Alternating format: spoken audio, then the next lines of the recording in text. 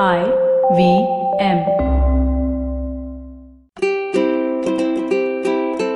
Hello and welcome to the Habit Coach Podcast, the bite-sized podcast filled with quick and easy actionable habits.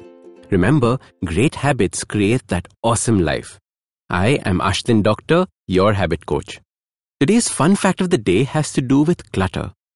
Did you know that around 77% of people who live in cluttered homes have a likelihood of being obese or overweight?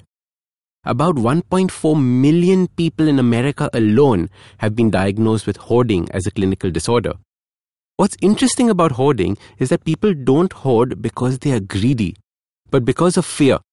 This fear is a strange life or death kind of fear. In fact, this hoarding behavior is threatened by someone throwing something away. The hoarder immediately responds with anger.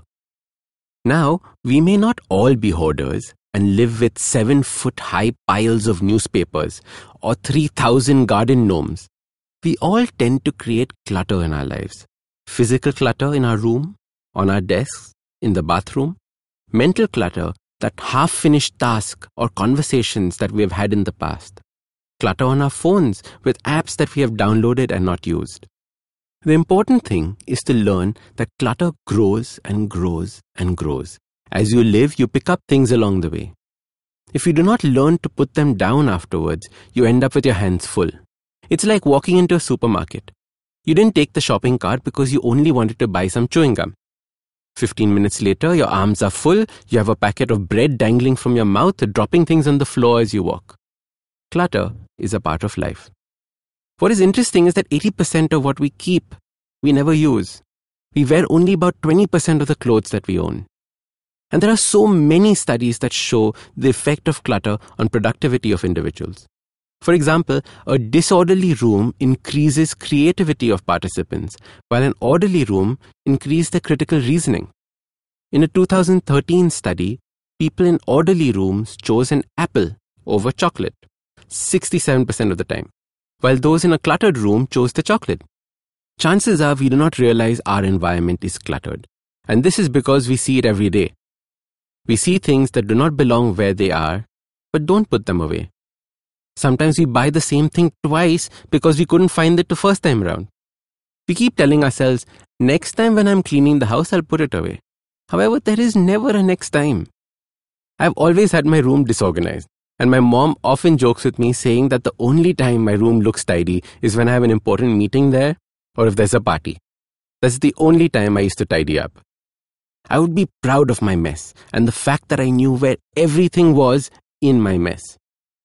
The good news is that there are so many different approaches to clearing clutter.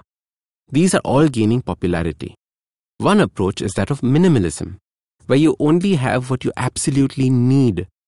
In fact, there are a few multi-millionaires who don't own a house in their name but prefer staying in Airbnbs. This is a very urban monk approach to life, and I don't necessarily suggest it. While others, people like Marie Kondo, are exploding in popularity with her belief in keeping things that spark joy. She has a series on Netflix and lots of videos on YouTube. And I believe in having simple, tiny habits that compound over time into a great change. So I don't recommend starting off by giving away your stuff or turning into a monk. Instead, start with a simple principle. Have a place for everything in your home. Whenever you leave a room, always pick up something that was out of place and put it away in the correct place. If you enter the bathroom 5 times in a day, that's 5 things you have organized. It's a very simple tool and a great habit to form. So your super simple habit for dealing with clutter is to always leave a room with something in your hand that you're about to put in place. Soon you will notice the clutter around you.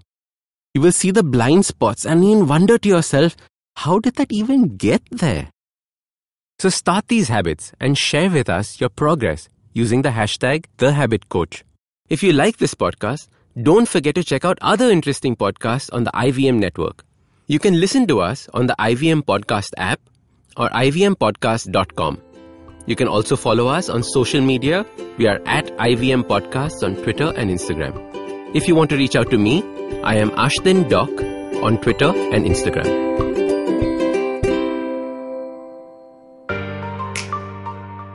Family businesses get a bad rap. At one time, they were looked down on for getting rich, for being too ambitious. Today, they're still looked down on, but for not being ambitious enough. Not agile enough, not modern enough, too traditional in their mindset. The biggest brands and business houses in the country started out as humble family businesses. It's the way India has done business. Join Sonu Bhasin in conversation with stalwarts of Indian family businesses on the Inheritors podcast series by Bloomberg Quint. Discuss the highs and lows, the needs and pressure points of building a business legacy that spans generation. How aware do you think you are of your laws and rights? Do you look up to laws when you are caught up in situations? Do you know what your rights are when you're stuck somewhere bad? Well, here's a show that can help you move an inch closer to being aware of what your rights are. Tune into Know Your Qanoon with me, Amar Rana. This is a podcast meant to answer all your law-related queries. Catch Know Your Qanoon every week on the IVM website or the app or anywhere you get your podcast from.